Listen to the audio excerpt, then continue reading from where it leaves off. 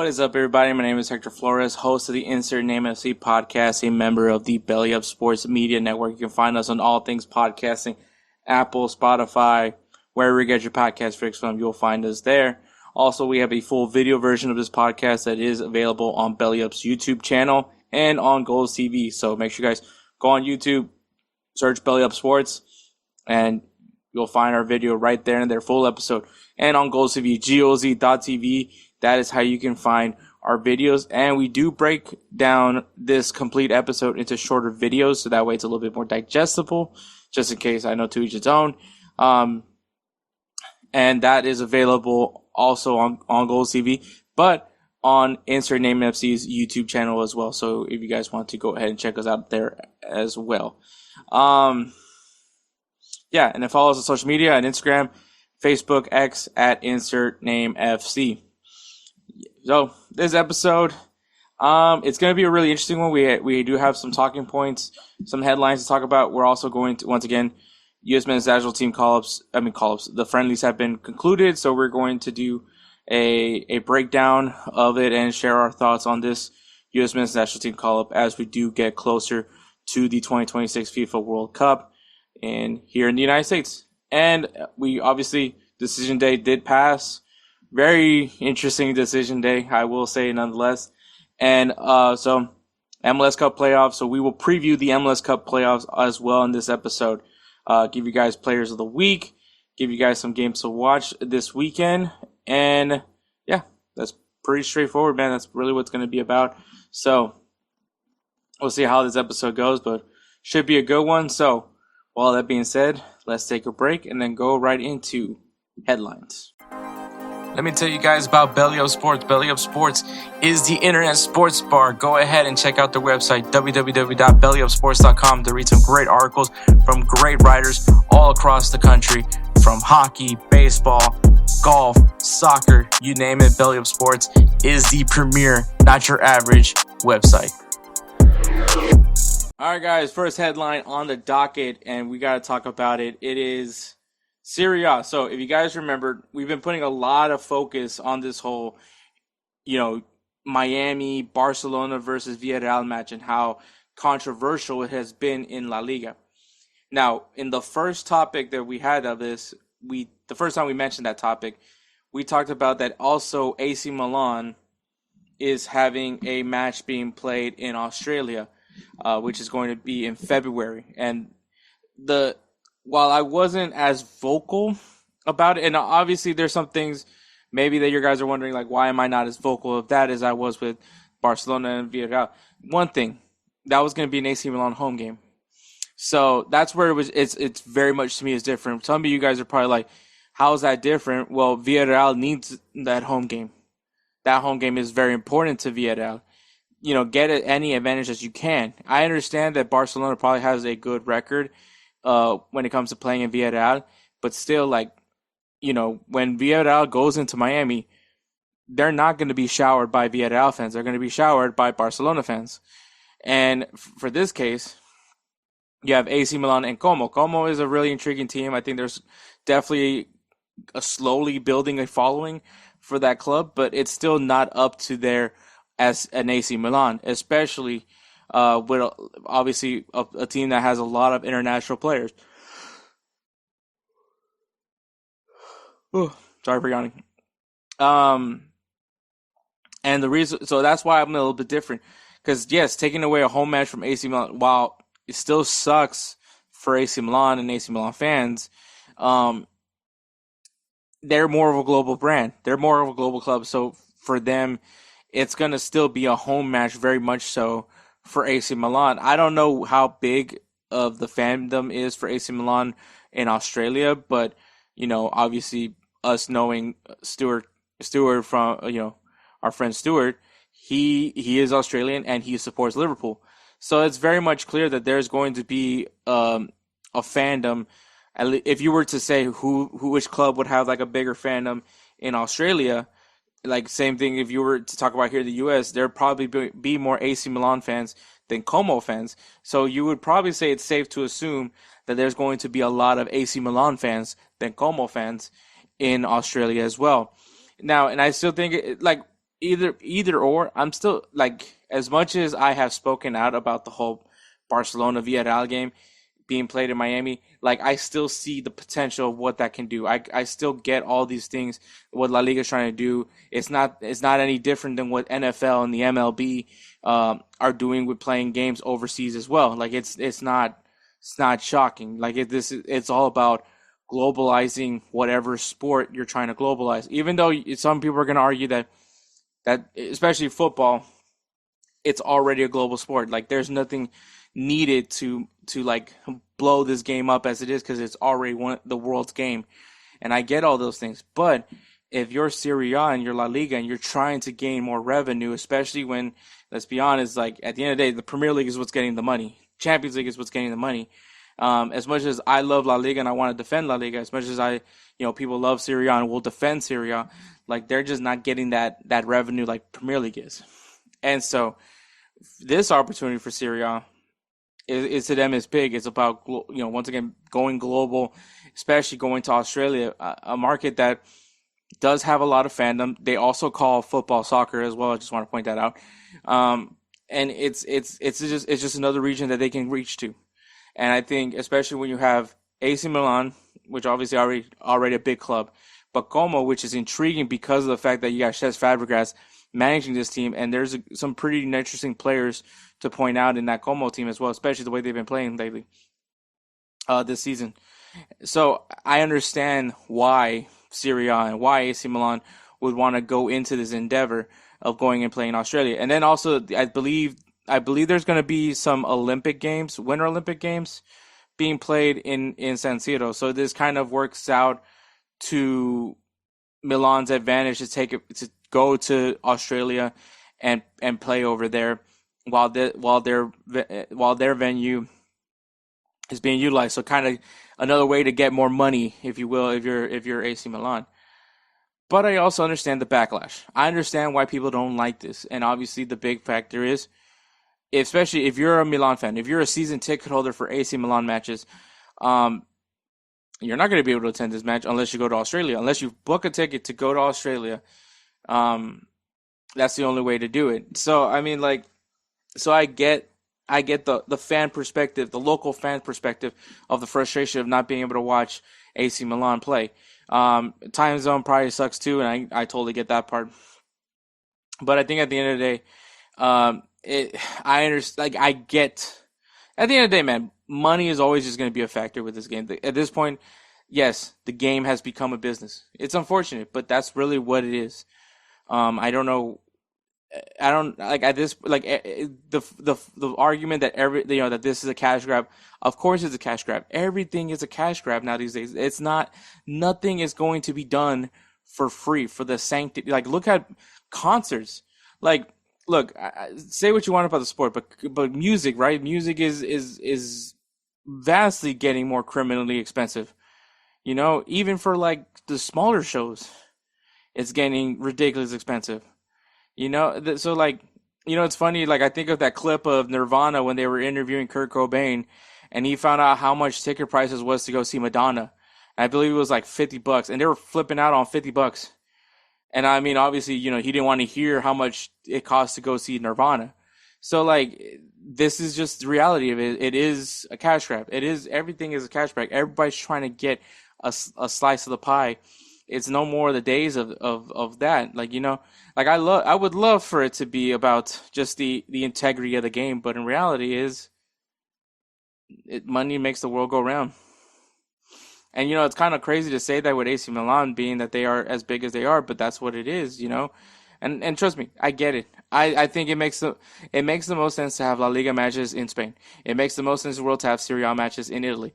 I get all those things. But unfortunately, this is not the world we live in. Now, like, don't get me wrong. I am not a fan of the overseas games that the NFL does. I'm not a fan of the overseas game that MLB does. Like for instance, today, Sunday, another London game was played. It was LA Rams versus Jacksonville Jaguars. Probably a better game than I'll say it was a better game for me just because I hate the Jacksonville Jaguars. But like, I mean, at the same time, like, it probably wasn't enjoyable to watch a team get blown out. Like it probably wasn't, and it probably isn't enjoyable either when a game is just field goals. So like, once again, it just goes back to the narrative that NFL just doesn't send good games. Just there's never been. I have yet to have seen a game that I've like, oh wow, this was worth it. Waking up at at 9 in the morning to watch this game. Like I still haven't had that sentence said. Um, for local, and I get it, the local fan perspective is just not is not what you want. Once again, that's a home game that someone wanted to go to. That is a home game, which I believe was for Jacksonville.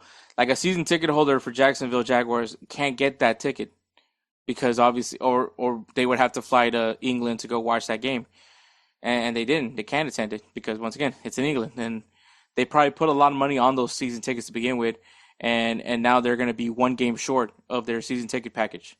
So like I get all the arguments as to why the frustration part. I understand the whole globalization part. Like I get money and all that, but it does suck.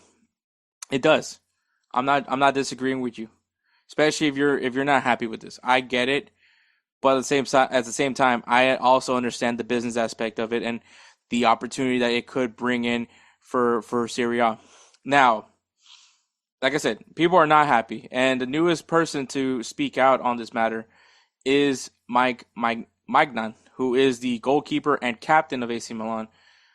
He has now joined along with Cesc Fabregas, who is the manager of Como, and Adrian Rabiot, his teammate in Milan, sharing their discontent. And once again, it's just the whole argument that this is very much a Serie A financial interest that's being prioritized over competitive integrity.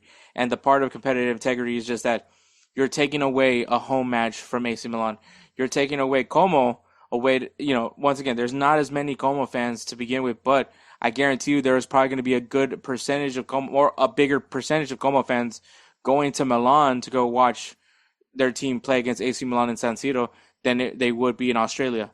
So, like, and I'm not saying that like Fabregas is complaining about them not getting any sort of advantage because they're not. They're going into the San Siro, but at the same time, you're taking away a chance for fans, local fans, once again, fans from Como, to go to Milan and support their club in San Siro. So there it's very fair arguments. And once again, AC Milan is the team that's going to be losing that home match. So despite the whole like the convenience of the whole Winter Olympics or whatever, I believe it's the Olympics. So I mean it's February, so I'm assuming it's probably Winter Olympics. But like there at this point, like what can be done, and once again, like just like how it's very much it's going to happen. Barcelona's going to play Villarreal in Miami. This is very much going to happen. Like AC Milan is going to play Como, and unfortunately, at the end of the day, it's Serie A's call. At the end of the day, both the board of Como and the board of AC Milan agree to this. Like the players may be shocked about it, but at the end of the day, this is something that both boards knew about. They knew that this was happening. They agreed to the terms. They did all the logistics that needed to be done for this to happen. You can't plan this just willy nilly. Like this is something that has been premeditated for quite some time to figure out all the logistics needed to make this match happen. To make sure that I believe it's going to be in Perth, Perth, Australia. Make sure that the fields are going to be ready. The stadium's going to have the infrastructure for all the fans that will be attending this match. Like all those things were already done before making the decision to make it happen. So, and then just once again, the perfect storm for them is the fact that Italy's hosting the Olympics, and San Siro will be the venue for some of the Olympic events. So, like, and once again, I'm this isn't me defending Serie A because I really don't want to defend them, especially what I'm about to read in a bit. But at the end of the day, like this, it's just the nature of the business, unfortunately. It really just comes down to that. And of course, obviously, Serie A doesn't want to hear that their players are disgruntled. They want to hear them loving the idea of going to Australia, all that good stuff. But unfortunately, like, when you hear criticism and, when it comes to this logic, you know, uh, It's this isn't just a few people. It's not just few people, and I'm sure there's multiple people that feel the same way. They just haven't spoken out just yet. And so Serie A CEO Luigi De Siervo,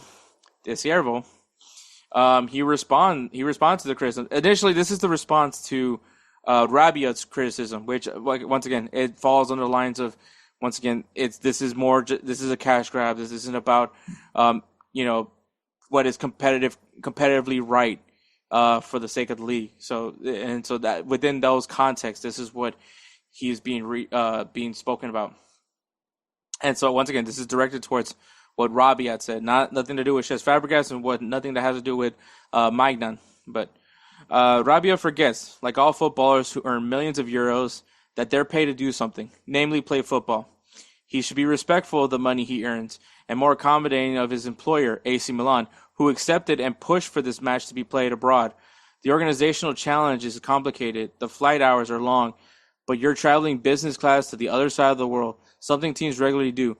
Top footballers whose salaries are commensurate with the effort they put in should understand better than others that this is a sacrifice that can be made. Essentially, and someone can correct me on, can probably, like, maybe has a different viewpoint from what I just read or from this quote, but essentially what Luigi said to Rabiot was just to shut up and dribble. Like, you have the privilege to play this game, and it's right. He's right. They do have this privilege to play this game, because not many people can get to say, can go out to the world and say, hey, I get paid to kick around a ball. I get paid to play a game, a kid's game that we played growing up. Like, I get paid to play this. Like, this is my job. This is my 9 to 5. Like, this is, some go to an office. My office is a locker room. Like, this is so he makes those points like, oh yeah, you guys get paid, like, and it's at the end of the day, and it's unfortunate, but yes, you signed a contract. You signed a contract to that you will do whatever AC Milan tells you to do in some aspect. I'm not quoting it correctly, but like, essentially, like, this is all part of your contract. Like, I understand that, yes, the traveling is going to suck. Yes, all of these aspects. Once again, this is things that we talked about with the whole, Barcelona and Villarreal game being played in Miami. Those are all things that generally does suck. But at the end of the day, both these, in some even playing field, you can say, both are going through it. They're both going to have to endure the travel. They're both going to have to try to, get used to the time zone that is Australia. And the weather of Australia, what that weather is like, I don't know. I've never been to Australia, so, like, that's all going to come encompass. But both are going to go through it, and I don't like the whole thing about you make millions of euros to namely play a game. Like, you should be respectful of the money that he earns. It, like, look, and I think this is just something coming from my time in the Marine Corps. Like, yes, my job was to follow all lawful orders that were given to me and execute. That's very true. But I can still complain. Everyone has the right to complain. That, at the end of the day, complaining is still very much a whole thing. Like, the Marines complain a lot. I can tell you for a fact, because I was in the Marines and I complained a lot. Like, you can be disgruntled. That is perfectly fine. And what these guys are, they're very much disgruntled. They don't want to go to Australia. But guess what? But you are absolutely right, Luigi. At the end of the day, if they tell the players that they have to go in, get on that plane, fly to Australia, they're gonna have to fly on that plane and go to Australia. At the end of the day, that's what they did, because that, unfortunately, at the end of the day, you signed that contract and you agreed to the terms of that contract. And when you agreed to those terms, that meant that you would also abide to whatever is asked of you as a player of AC Milan, as a player of Como. You're absolutely right. So it is what it is, man.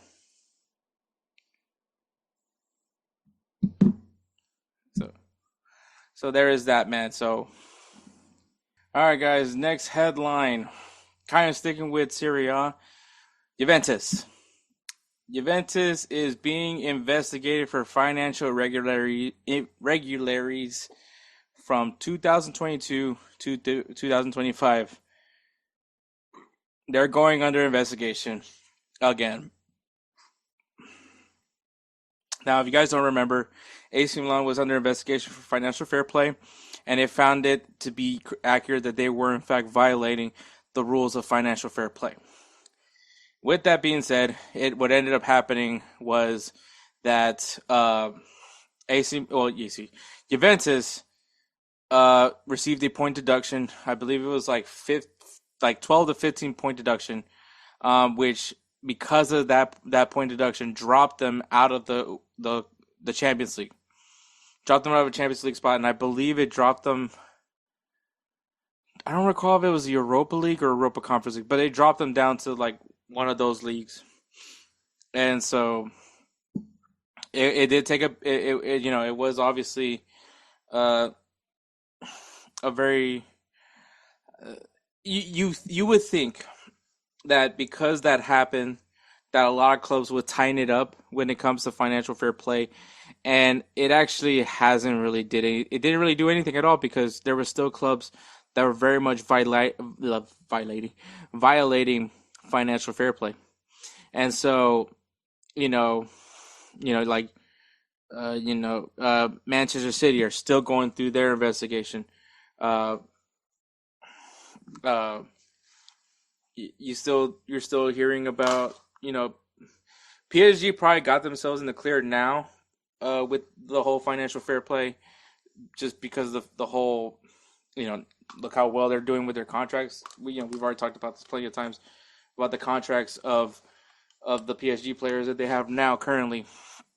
So that's kind of like where it's a little bit different, but still there hasn't really been much, at least as I feel, because I mean Chelsea's still out there buying players. Manchester United has bought a lot of players.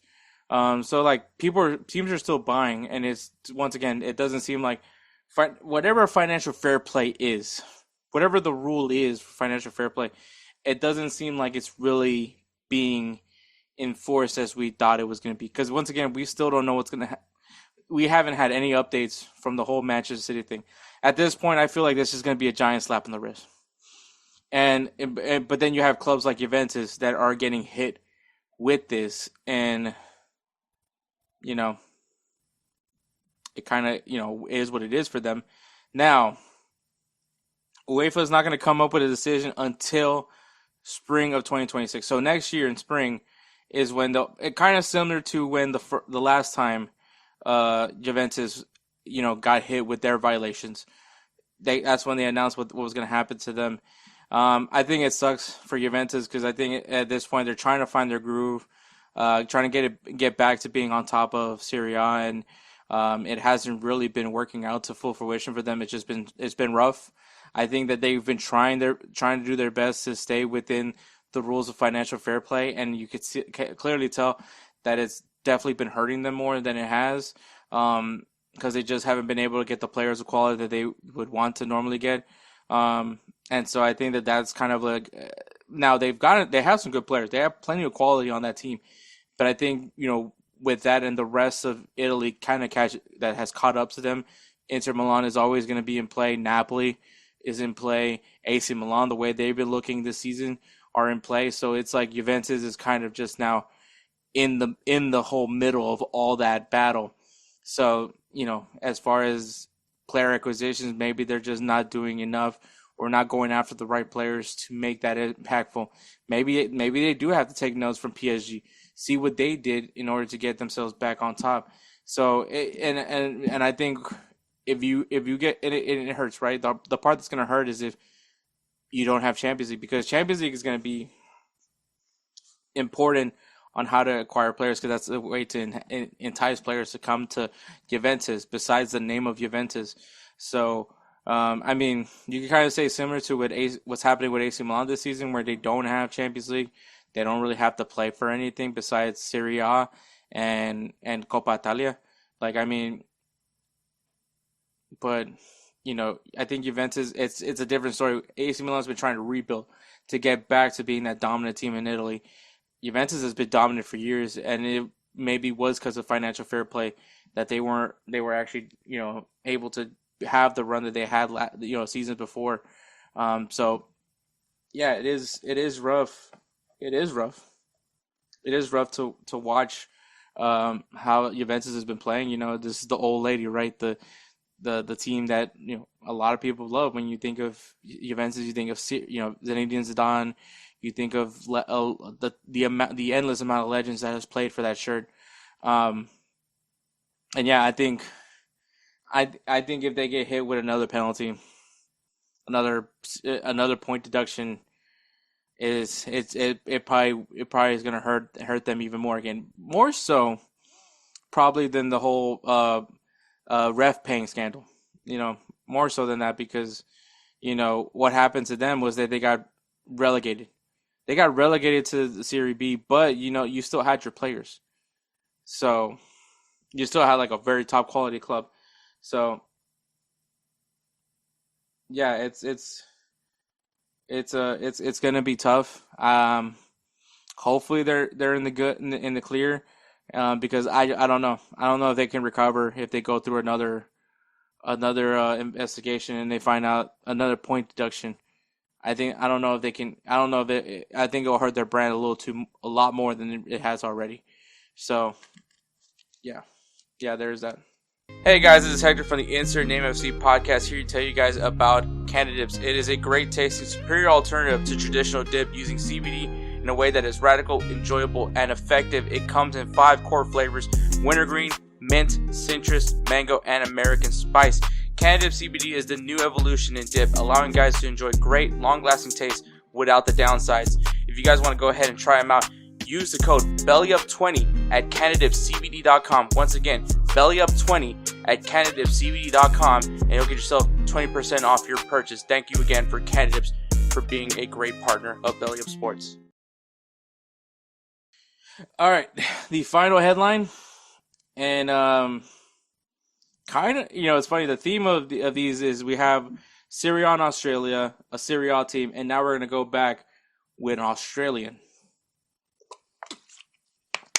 Big Ange has gotten the axe at Nottingham Forest. Ange has now been sacked by Nottingham, and it was immediately after the 3-0 loss to Chelsea.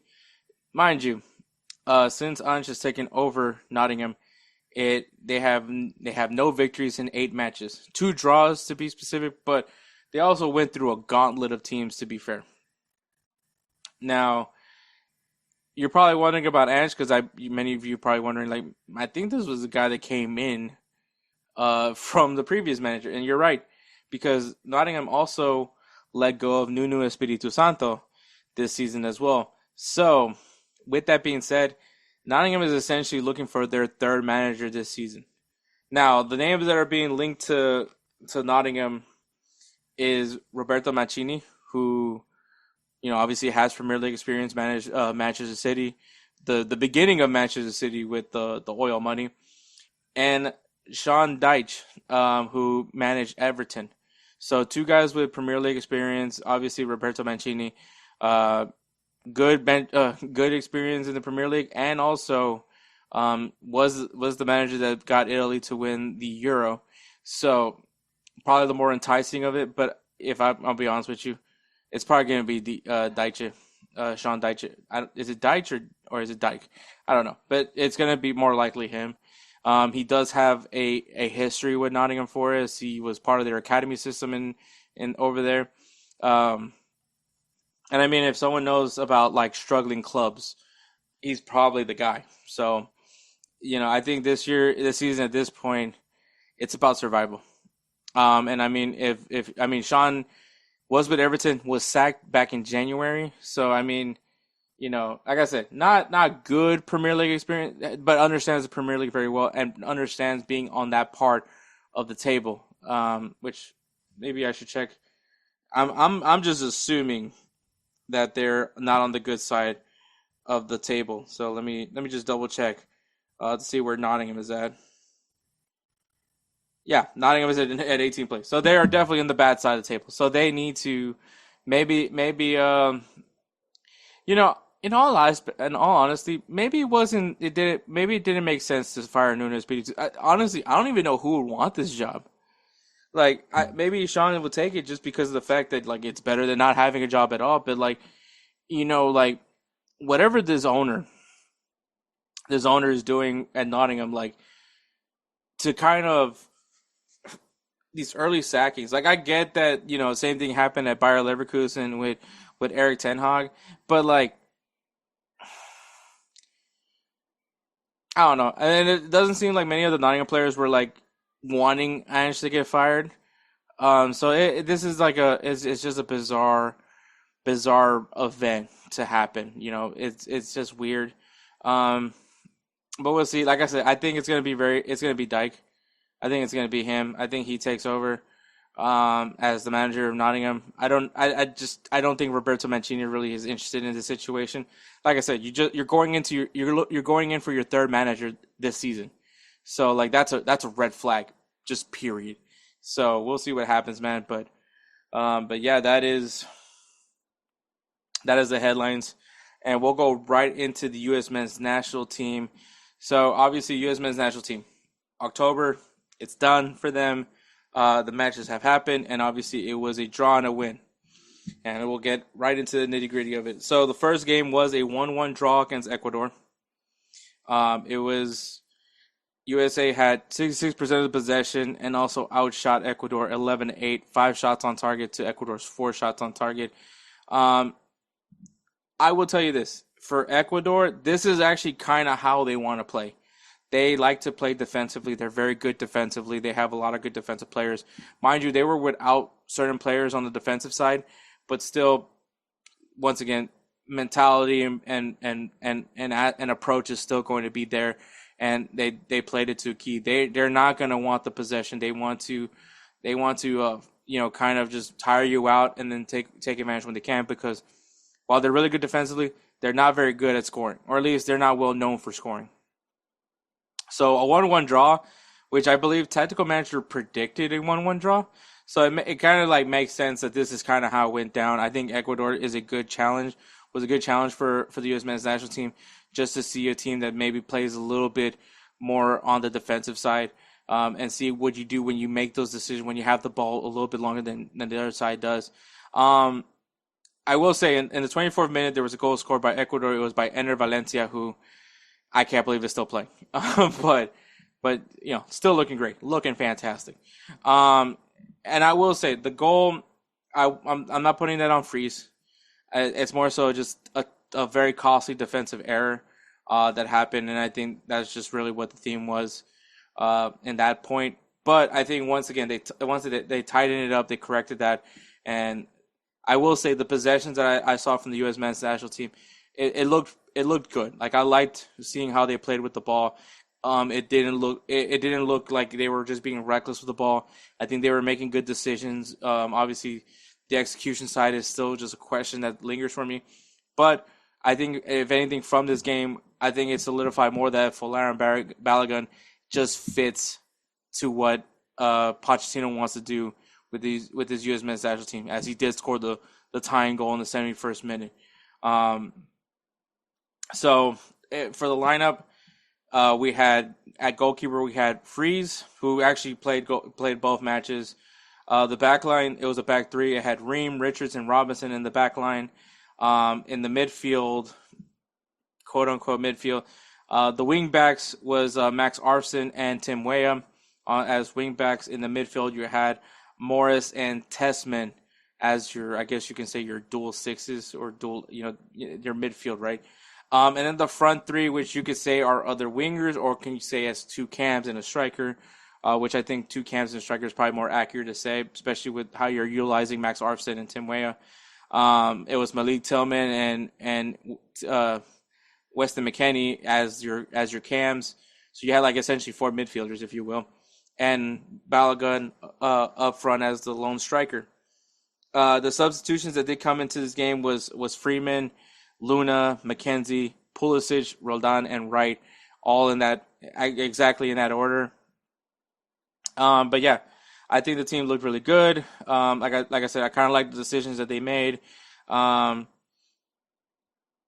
I really have no complaints. Yes, it's a draw. I think at this point, especially when we're talking about friendlies, and I was more like I said, I was more critical about the Gold Cup because that was our last competitive match before the World Cup. Like those, that was a game where like it's something or you're playing for something. At this point, maybe you're just playing for improved like ranking in FIFA, but in reality, it doesn't really matter for the US just because the fact that they're going to be in Pot A. Like in Pot that they're going to be Pot A in Group A. Like I already know where the US is going to be. They don't have to worry about playing against a team from Pot A. They're going to play Pot B, Pot C, Pot D. Like they're going to be in a more they're just going to be in a better situation because they're the host nation. And so that doesn't guarantee that the team in Pot B is not going to be, B, C, and D aren't going to be good opponents. I'm just saying that, like, as far as like worrying about FIFA rankings, because that's where the pots would matter, it was because of the FIFA rankings. It doesn't really matter because the U.S. is going to be in Pot A, and so like because of that, like I'm not really going to be heavily critical about these matches. The only thing I will be critical is how they're playing. Like that's what's going to be mattering to me is are we like out? Maybe I want to see a little more of this player. Like once again, this is now we're now in the process of building your 26-man roster for the FIFA World Cup. You need to find out, trim the fat. You're probably going to bring in players that are going to be head scratchers, but it's not because you're bringing them just to bring them in. You want to basically bring them in and be like, yeah, I kind of figured that they're not going to be good, and we won't see another day of the light of day from them. And so, Miles Robinson, I think that's kind of where I'm at with him. You brought him in just to see what is he going to do. Didn't help with that goal. I think he was part of that. I can't remember at this point, but he wasn't terrible, but he wasn't great either. And so I think at this point you're like, okay, now I know about Miles Robinson. Good, but obviously, once again, I'm not Pochettino. I don't know what's going on with him. But that was the first game, which was once again a 1-1 draw against Ecuador, a team that's already qualified for the World Cup.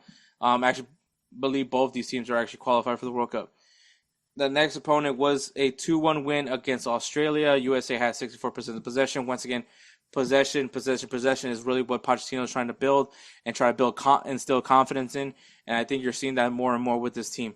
The U.S. outshot Australia 11-9, 4-3 with shots on target. The first goal was actually from Jordan Bloss of Australia in the 19th minute, just a careless mistake, and I believe it was from the midfield, and it ended up, once again, it went in the back of the net. Not blaming Matt Freese for that one either. But the U.S. did respond with Haji Wright scoring a goal in the 33rd minute and the 51st minute. The starting lineup for this one, once again, they went back to that 3-4-3 formation. Matt Freese, like I said, was the starting goalkeeper. You had Mark McKenzie starting with Chris Richards and Miles Robinson as your back three. Your midfield. This time you had Tim Weah on the other side. You had Christian Roldan and James Sands, and then you had Freeman on the other side as the other wing back. This time your forwards, your two cams was Weston McKennie and Christian Pulisic this time, and you had Haji Wright playing up top. The thing that's mentioned on this one was Christian Pulisic was pulled early from this game because he had a hamstring injury. Diego Luna does come in. You had then Tanner Tessman also come in. Balogun came in after at one point. And then you had Brendan Aronson, Aiden Morris, and Max Arfson coming in as the substitutes for that game. And I think in this one, I think it was a good performance. U.S. did a really good job once again with the possessions. I think they came up with good ideas and were being at least smart with the decision play. Obviously, once again, goal scoring, just being more proactive. But I think Haji Wright, once again, he's been one of the guys in form when it comes to playing abroad, and this once again, to me the championship is very much a good league. Like, yes, would you like to see these guys performing in the Premier League? Would you guys like to see these guys performing in Serie A and the top flight of Europe? Yes, but the championship is a very physical league. Championship is actually honestly not a bad place for nines. I mentioned it with Josh Sargent. I praised Josh Sargent, but unfortunately, he just doesn't play well for the U.S. Haji Wright, on the other hand, gets his chance in this one, and I like it. I liked how he performed. I think the goals that he scored were very good. I think it was very what you expect from a nine, um, just putting himself out there and just scoring the goal. And I think I liked how he performed, and I think that he definitely solidified himself as one of the three options at striker.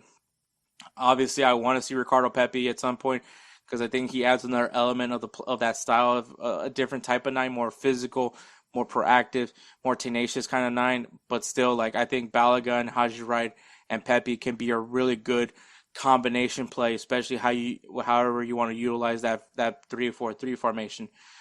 Christian Pulisic's injury is just going to be a concern for me. And I'll go right into the takeaways from this one. But yeah, so I think a good win against Australia. I think you're kind of seeing kind of like an identity now with the team, and that's what I like. We talked about last episode about what the quote that Pochettino had, which was I forgot it now, but obviously it was about having hunger and having fight, and that is exactly how these guys are playing, and I actually like that. That's what we're seeing from this team. My takeaways: 3-4-3.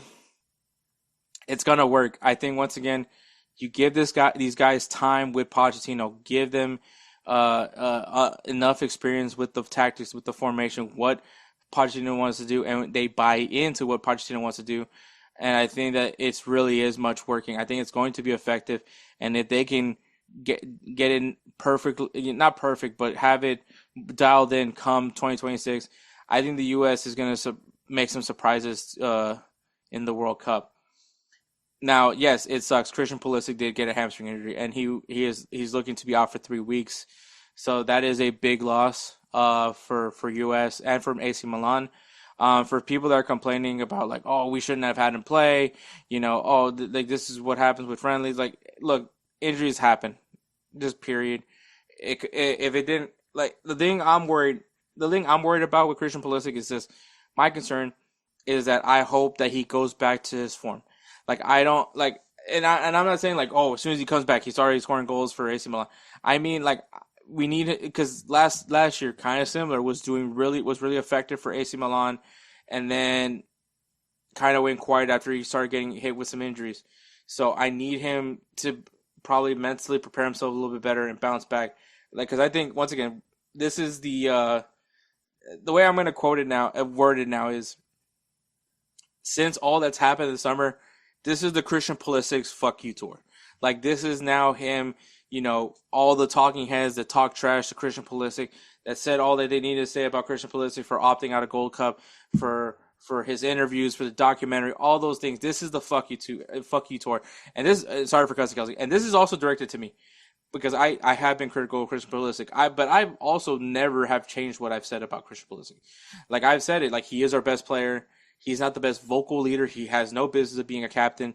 Like, I think that just because he's our best player doesn't mean that he needs to be our captain. I think that there's, honestly, I should add this also to my takeaways. Chris Richards, captain. If Tyler Adams isn't going to be fit enough to play in the World Cup, Chris Richards should definitely be looked at as someone to wear the armband, because I think that he is a very good leader. I think he takes a lot of ownership. He takes pride. He says all the things that you want to hear from a captain.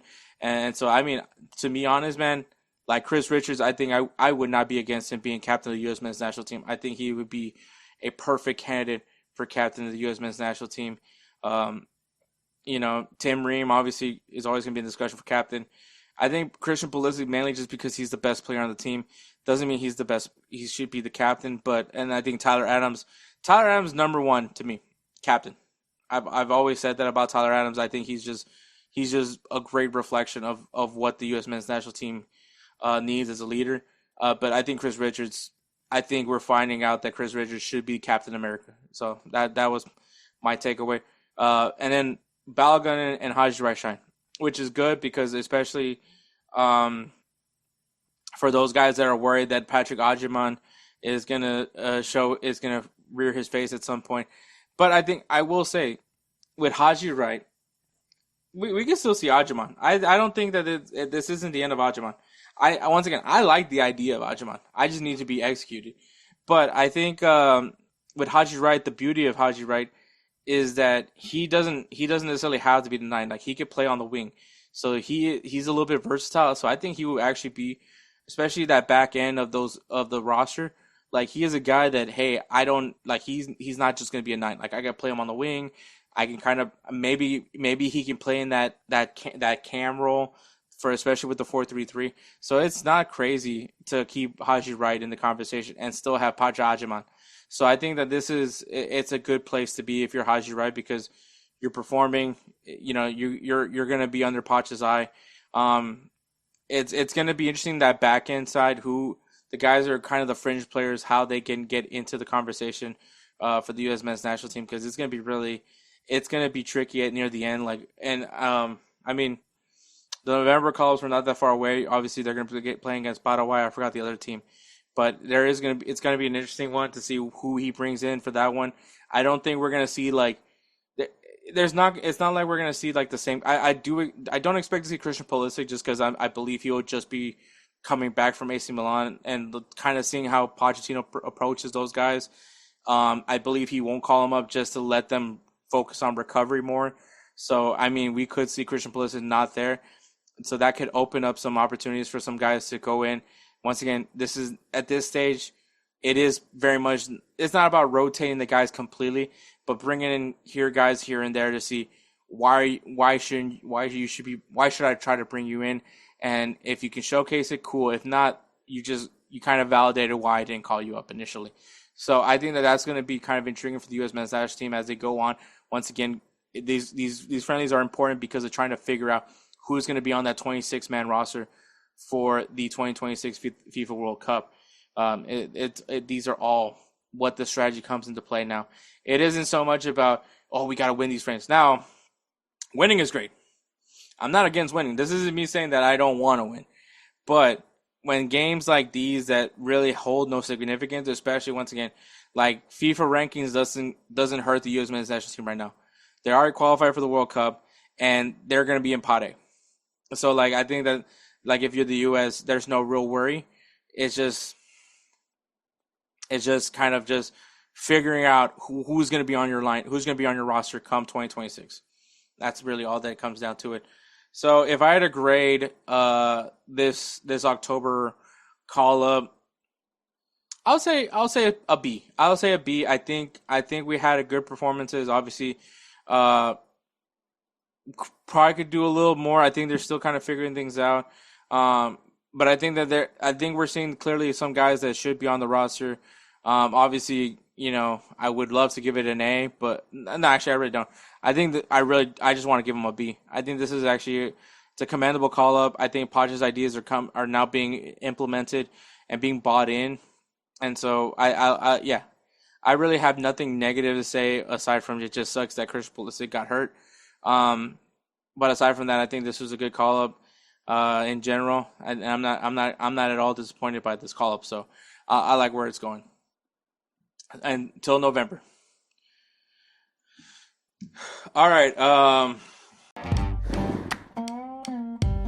Righteous Felon Craft Jerky is the official jerky of Belly Up Sports. For over a decade, Righteous Felon Craft Jerky has led the American meat snack revolution by concocting delicious, adventurous, U.S.-sourced jerky recipes for uncompromising carnivores across the country.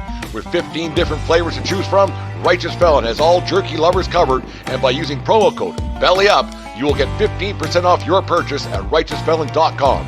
Do your taste buds a favor today and rip into a bag of Righteous Felon jerky. MLS Cup Playoffs.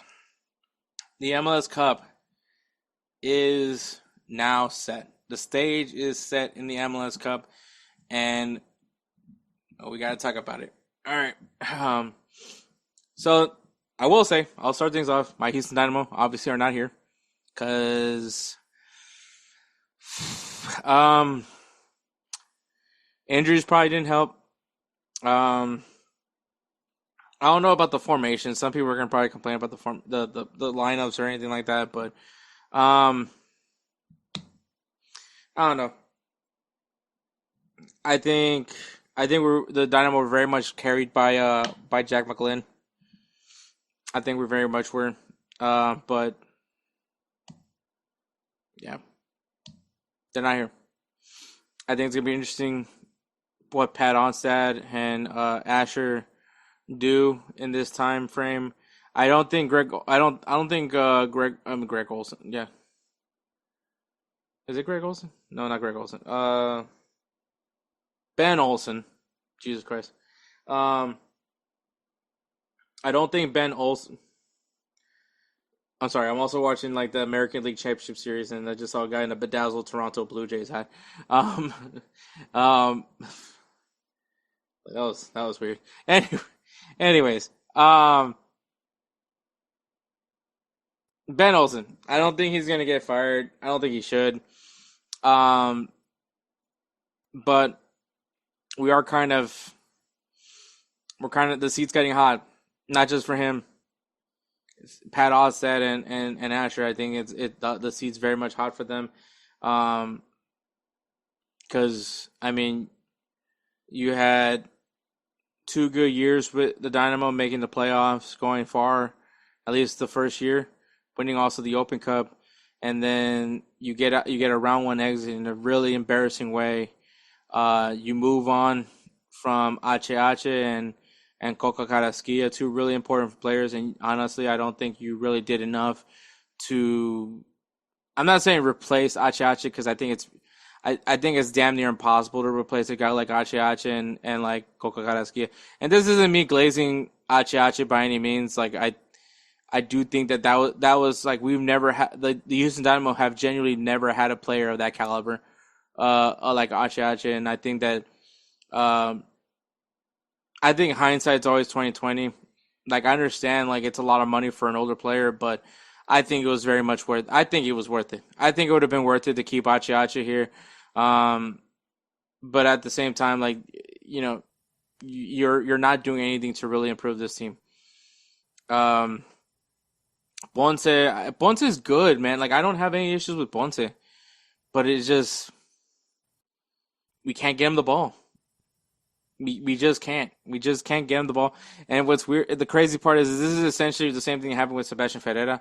Like I think that it's the same exact thing. I don't think they're the same exact player, but when you just can't get him in the ball in the opportune possessions that the opportune places that they need him to be at, like he's just not going to pay off for you. I think it did suck not to have Anali and Nelson Quiones. I think that's one of the reasons why I'm like kind of holding off on firing Ben Olsen because I think once again when you have a healthy Nelson Quiones and a healthy Lawrence Anali, I think that changes a lot, and I think that opens up any more possibilities for the midfield when you have those guys on the wings. Defensively, they weren't terrible. I think the players they had were fine. It's just that they weren't able to really do anything on the attacking side that it kind of tired out the defense. So I don't think it's necessarily on them, but I think there needs to be some things to be addressed. There's a lot of guys that need to be moved on from the Houston Dynamo, and bring and make some really refreshing changes to the club, to make them a little bit more competitive. But that's just me, and I think maybe it's a good thing they didn't make the playoffs because this would have just justified that whatever they thought they were doing was the right thing, and I don't think it was. But I will say that the seat's very much hot for Pat Onstad, for Ben Olsen, and for Asher. I think that the seat's hot. Like they need to right the ship back, put them back in the playoff position because to have two good seasons, well, one really good season, one like but at least we made the playoffs, and this season that was just really rough to see, especially when you win without such a long time without winning a game. You know, these are the kind of things that. Sorry for yawning. If you're the owner, you start questioning. So that's my thoughts. That's just my thoughts. But anyways, let's go. Let's not talk about a team that didn't make the playoffs. Let's talk about the teams that did qualify. But we'll start things off. In case you guys don't know how the playoff format works for MLS, it's gonna be really weird. It's gonna be weird. All right. Especially if you're a fan of European football, and the playoffs the idea of a playoff just sounds so foreign to you. So this is definitely gonna be weird. But if you're an American sports fan who does know a thing or two about playoffs, this is still going to sound pretty fucking weird. So sorry for cussing Kelsey. So the 8th and 9th place team of the Eastern Western Conference Okay, so bracket is split. The bracket is split to two conferences: Eastern and Western Conference. Just how the tables have been split for Eastern and Western Conference this entire time in the MLS season. Um, so those teams all the way down. So eighth and ninth place qualify for a wild card play-in game. I say wild card for people that know American sports. They know what wild card means. For people that aren't familiar with American sports, it is a play-in game. Essentially, it is a play-in game. So eighth and ninth place have play a play-in game to decide who is going into the first round of the MLS Cup Playoffs, which they will be facing against the first place team of their respective conference. So in the wild card, you have Portland Timbers hosting Real Salt Lake, and you have the Chicago Fire hosting Orlando City. And we'll start with Portland Timbers and Real Salt Lake. Portland Timbers, they haven't been good lately. They haven't really been good in these recent games, which worries me. Real Salt Lake isn't any better, but yeah, like this is gonna be a rough game. I'm going to predict it's going to penalties. Like I really do believe it's going to go to penalties. Now I will say Portland was in this same situation last year, except they were the ninth seed, but they got to host their wild card game because Vancouver. This is gonna sound so funny. The Vancouver Whitecaps had a monster truck rally, and so they couldn't reschedule the monster truck rally. So then MLS decided to play it in Portland. So yeah, that's I'm not making this up. That's exactly what happened. So Portland ended up hosting it, which they ended up getting completely obliterated by Vancouver. So I think this time around, maybe they don't want that to happen. But like I said, both these teams haven't been really good. But I will say the X factor for Real Salt Lake is definitely Diego Luna. So if Diego Luna can have a good game, I think that changes everything for them. I think that he could be the spark for this team. It is Portland, though. I know Portland hasn't been a fortress as it used to be, but it still very much is a tough place to play in, especially in a playoff atmosphere. So, but I'm going to give it to Real Salt Lake. I think Real Salt Lake can beat Portland. I just don't think Portland's really been that good. Not saying that Real Salt Lake is any better, but if I had to pick between, especially going into Pens, I think Real Salt Lake is probably the one that advances on. So that's who I have taking on San Diego FC in the round one. For Chicago Fire and Orlando's going into Chicago. Obviously, that's already an elemental advantage if you're the Chicago Fire.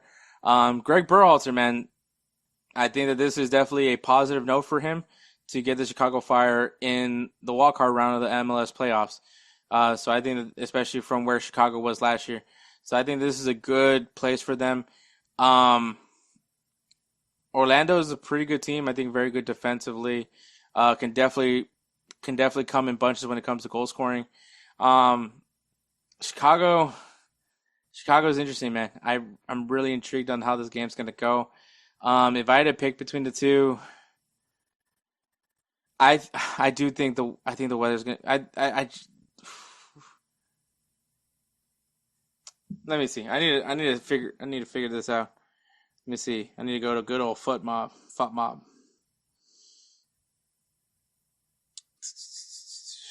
Fixtures. No, that's not where I want to go. I guess it is where I want to go. There it goes.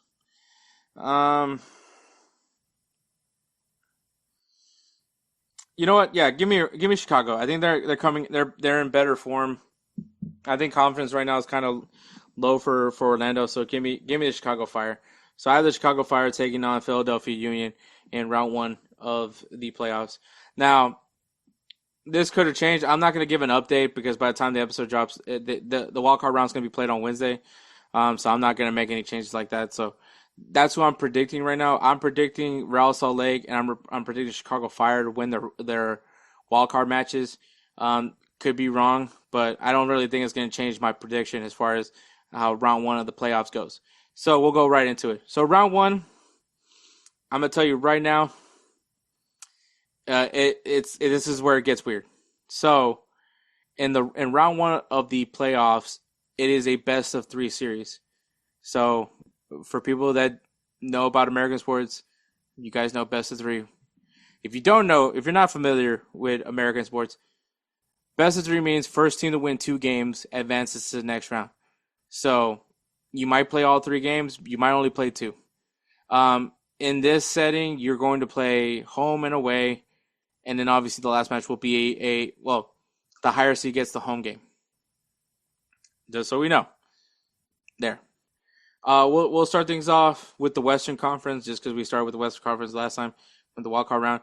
Western Conference. So we got first seed San Diego FC going up against my prediction, which is Real Salt Lake. Now, San Diego, new team, new kids on the block, got the first seed in the MLS Cup Playoffs. They're really good. And Andres Dyer should get a fair shot for MVP, but let's be honest, he's not going to win it. But, with Chucky Lozano, very good experience all around. Mikey Vargas looking like a really good coach in MLS, just has the team playing in the right setting. I think San Diego is going to be exciting to watch in the playoff atmosphere sense. Snapdragon Stadium is such a beautiful stadium. So, and I just I'm not really a big fan of Real Salt Lake. So either way, and it doesn't really matter, Portland or Real Salt Lake, it doesn't matter. I'm giving it to San Diego. I think San Diego wins it and moves on to the quarterfinals.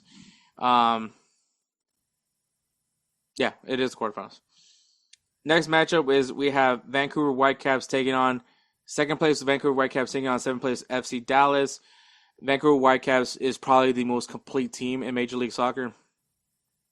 Well, they're one of the most complete teams in that Major League Soccer.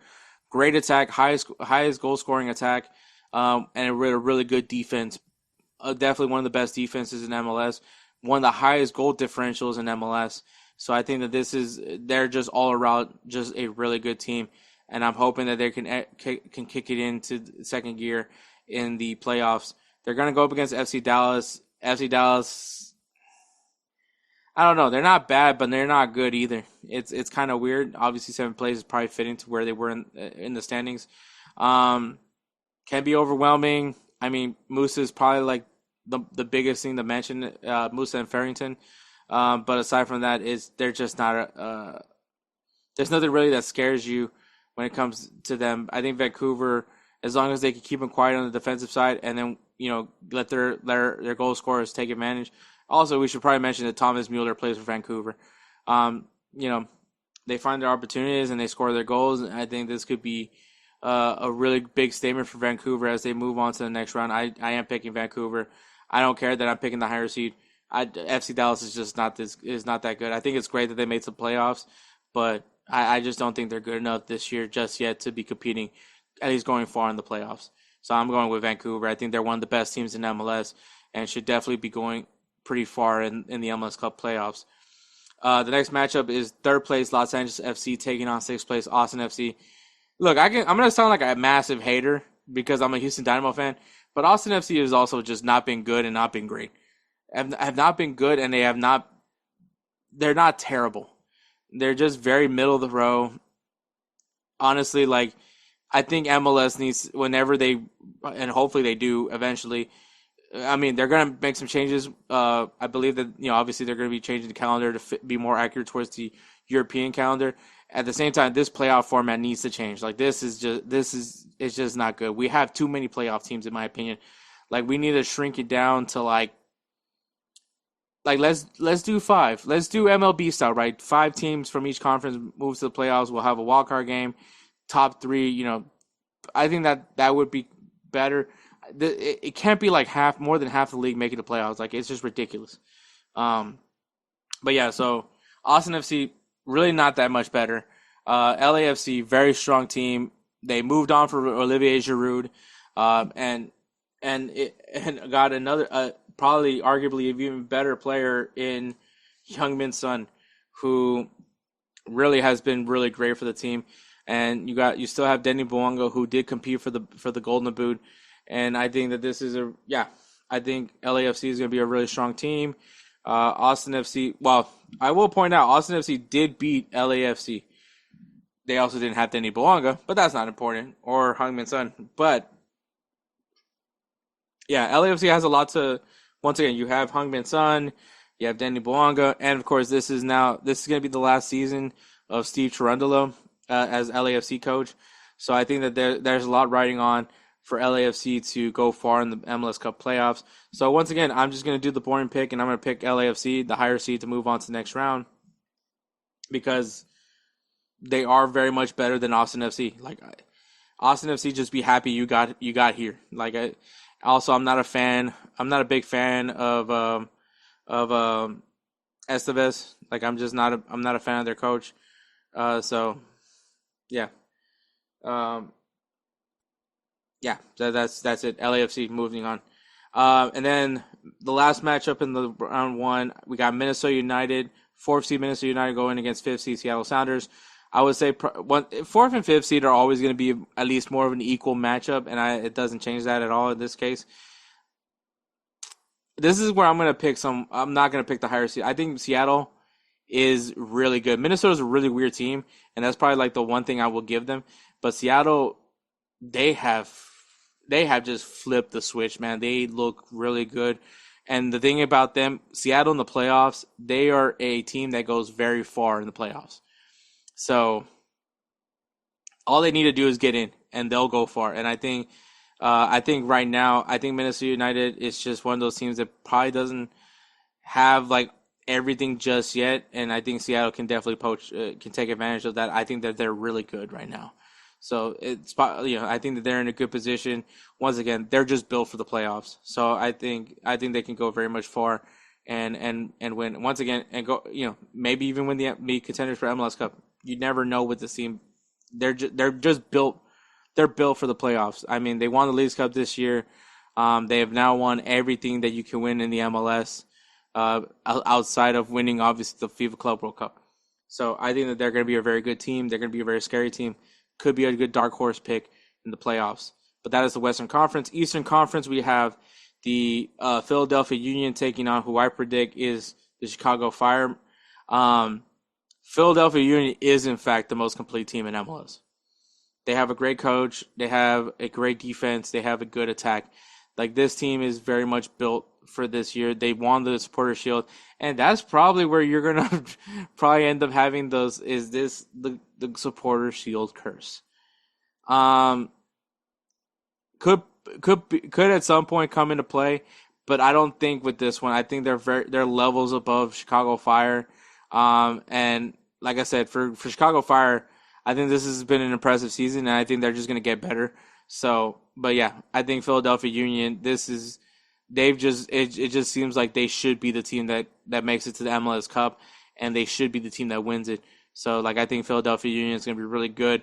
And I don't think they're going to be slipping up at any point, at least not this early in the MLS Cup playoffs. The next round is FC Cincinnati taking on the Columbus Crew. I am so excited. I'm excited, but at the same time disappointed because I wish this was a little bit further into the playoffs. But we are getting the Hell's Real Derby. We are guaranteed 2 matches of the Hell's Real Derby in the MLS Cup playoffs. FC Cincinnati, after losing Lucho Acosta, you think that this team wasn't going to be the same without their star 10. You're wrong because they went and got Evander from Portland, and they look even, I would probably say, if not the same, better. They have looked really solid. Evander, you could probably make an argument for maybe MVP. No, probably not. But they look really good. They're a very strong team. I think, Noonan and the guys are definitely going to be a threat in the playoffs.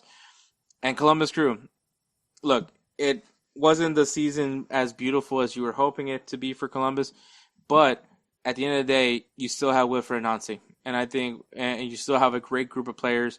Maybe not on the finishing at the 9 spot, but you still have a very well-rounded team. I think that's and then once again, when it comes to derbies, it doesn't really matter where you finish and where you finish in the standings. It's going to be a battle. I think that this is going to be a really good one. But I think FC Cincinnati can overcome it. I don't think Columbus Crew is as strong as they normally are. Like, once again, it's going to take a masterclass from Wilfred Nancy to really put down this FC Cincinnati team. But it is doable. I just don't see it happening just yet. But yeah, so I got FC Cincinnati moving on. And then we have Inter Miami taking on Nashville SC. these teams have a little bit of history with each other at this point. Since Messi has come to the league, I think that they've had some pretty good history. Inter Miami, obviously, last year, best team in MLS history, highest points in MLS history, Supporter Shield winners. Uh, you know, qualified for the FIFA Club World Cup for some weird reason as the host city / winners of the Supporter Shield, and got eliminated in the first round by Atlanta United with a interim manager and having them sell their two best players. That's a tough pill to swallow if you're Inter Miami. I think Inter Miami has wised up. On top of that, you are talking about Sergio Busquets and Jordi Alba retiring at the end of the season. You brought in Rodrigo De Paul for a reason. On some bullshit. Sorry for cussing, Kelsey. But you still brought Rodrigo De Paul. You got Luis Suarez. You have a team here. An older team, but you still have a team here. And once again, you still have Lionel Messi. I think Inter Miami, I think to some extent, Javier Mascherano, as critical as people have been of Javier Mascherano, I think they played it very well, kept the cards very close to their chest.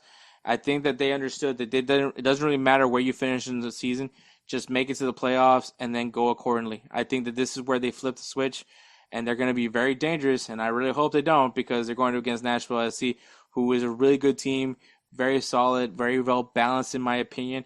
And honestly, I also believe that they have a great coach in BJ Callahan. I think that this is going to be a really good matchup between the two. They played in Decision Day, so it's just going to continue on that tension between the two. I think that this could very much be a good battle. Hopefully, it doesn't end in 2 games. I wanted to go to Game 3, especially because you have Lionel Messi and you got Sam Surridge, 2 guys that were competing for the Golden Boot, which obviously Messi won. I think that this is going to be a really good matchup.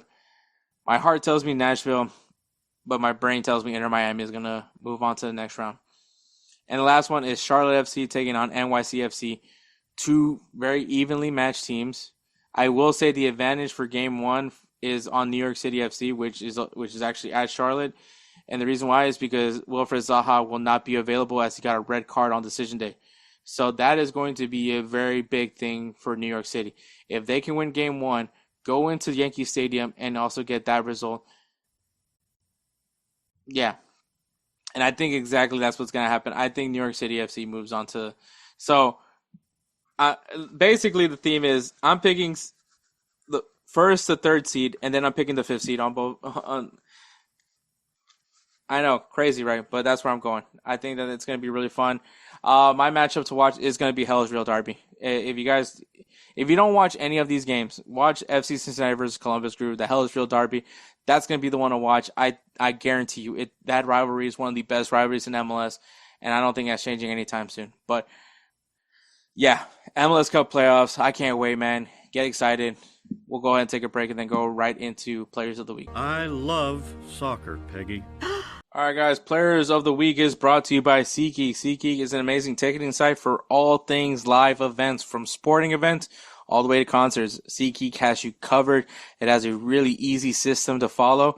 It uses colors and numbers. If the number is really high and super green, that means for those seats, for that event, for that price, you're getting a great deal. If it's very red and a very low score, that means that seat sucks. Go keep scrolling and you'll find a better deal.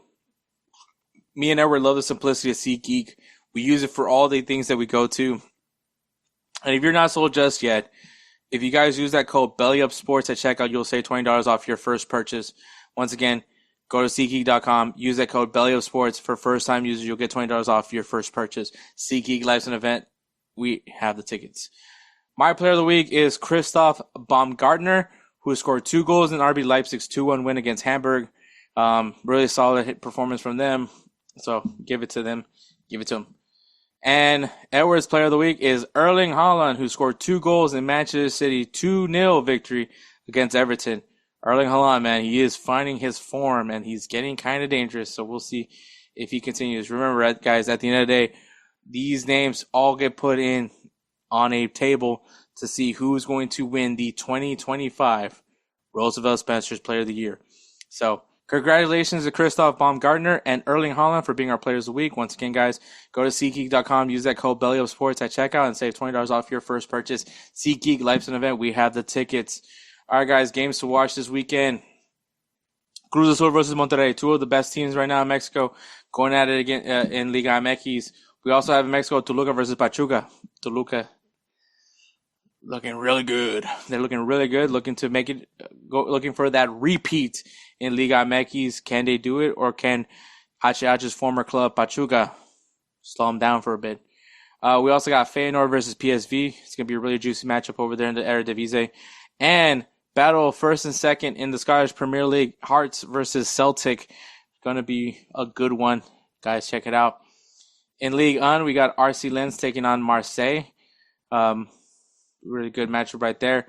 And Olympique Lyon taking on Strasbourg, who had a really strong 3-3 draw against Paris Saint-Germain. So we'll see how that happens in Ligue 1. In Bundesliga, we got Borussia Dortmund taking on FC Cologne. Borussia Dortmund need a bounce back after losing their Klassiker. Can they do it here against Cologne? And Borussia Mönchengladbach, who still hasn't won a game, taking on Bayern Munich. We'll see what happens there. In the Serie A, we got Napoli taking Inter Milan, two teams that are fairly even right now in the standings, so we'll see what happens there. And Lazio taking on Juventus. We'll see what happens if the investigation is going to hinder that team by any means. In La Liga, we got Athletic Club Bilbao taking on Getafe. And El Clásico is this weekend. Real Madrid versus Barcelona, which obviously you guys know. The Jersey bet, there is a matchup here. It is going to be myself taking on Edward. So El Clásico, one of the biggest rivalry in all of football. Make sure you guys catch it this weekend, man. It's going to be a good one. I am still not sure whether there's going to be a watch party here in Houston. La Liga is kind of organizing it. And I really want to go because it's going to have Iker Casillas and Rivaldo. But Iker Casillas is going to be there, and I kind of really want to go meet him, but I don't know. We'll see what happens, man. We'll see. We'll see if I have the time. And in the Premier League, we got Chelsea taking on Sunderland and Arsenal taking on Crystal Palace. Obviously, these are all the matches that are being played this weekend. But if you guys want a good beginner's guide, I think gave you guys some good matches, so check it out. So, yeah. So we'll go ahead and take a break and then end this show. Hey everyone, it's Ryan from No Credentials Required to talk to you about one of our newest partners at Belly Up Sports, SeatGeek. Yeah, live sports is great on television, but the feeling of being at the arena is a priceless experience. That's why our friends at SeatGeek are there to help you find the best tickets at the best prices. Not only can you get tickets to sporting events, but you can also get tickets to concerts, comedy shows, musicals, and more. Search for your desired event now at SeatGeek.com, enter promo code BellyUpSports at checkout, and you save $20 off your first purchase. SeatGeek. Life's an event. We have the tickets. All right, guys. Thank you so much for listening to episode 230. Is it 235 or 234? I believe it's 235. Thank you so much for listening to episode 235. I want to give a shout out to Belly Up Sports, man. Check out their website, bellyupsports.com. Lots of articles are constantly being written. Obviously, lots to talk about right now. You got World Series. The World Series is here. The World Series is here, guys. LA Dodgers versus somebody. I think it's actually because I can't tell you, man. It's Sunday. Tomorrow's more than likely going to be Game 7, which, it could be Toronto. It could be Seattle. If Seattle wins the ALCS and takes on the Dodgers, I really would like to see the Dodgers repeat. I would much rather see the Dodgers repeat than ever see the Seattle Mariners win a World Series. That's just all I'm gonna say. If it is Toronto, last thing I need is to see the Los Angeles Dodgers win another World Series, especially a back-to-back World Series, because I will never hear the end of it from Dodgers fans. So, yeah, there you go. There's my thoughts on the World Series. But also, obviously, NFL, college football is going on, man. There's lots to talk about here in America. So make sure you guys check out Belly Up Sports. Check out all their content over there. Check them out on Instagram and X at Belly Up Sports. And subscribe to them on their YouTube channel at Belly Up Sports, man. Check them out. It's not your internet. It's your internet sports bar. So go check it out. Share, give them some love. Obviously, the other way you can find us is on Goals TV, GOLZ.tv. Lots of great content that's over there. If you guys are looking for soccer content made here in the US of A, well, Goals is your place to go. Check them out on the X at goals_TV, GOLZ_TV, or on Instagram at goals.tv, GOLZ.tv, GOLZ.tv. If you guys are looking for American content here, soccer content here in the U.S., that's where you're going to find it. Also, shout out to Roosevelt Spencer. He is the namesake of the Player of the Year award that we have. We love him so much, and it's because of all that he does for us, man. We love Spencer to death. He is just a very important part of what Insert Name FC is, and we can't do it without him. So, if you guys don't know, or you guys haven't heard, if you guys listen to the podcast version of this, the audio version of this podcast, you always hear intros and outros, and that is made by no one other than Roosevelt Spencer. We love his beats. We love his everything he does for us, man. He's just a legend, an icon for us, and so we love Spencer so much that he is the namesake of our Player of the Year award. So if you guys need some beat work, because I'll be honest with you, if you guys are going into podcasting, going into having a YouTube channel, hell, maybe you're an aspiring musical artist, you need beats. Because copyright is a bitch. Sorry for cussing, Kelsey. So, if you guys need some beats, hit up Roosevelt. He will take great care of you like he always does with us. Follow him on Instagram at thatguydope. That's where you can message him. Send him a message. Hey, the guys from Insert Name FC sent me over here because I need some beat work. And he will take great care of you like he always does with us. I promise you that. So, we love you, Spencer. Make sure you guys give him some love over there. With all that being said, man, thank you so much for listening to 235. Catch us next week for episode 236, where either me or Edward are going to be gloating about who won in El Clasico. So, take care, guys.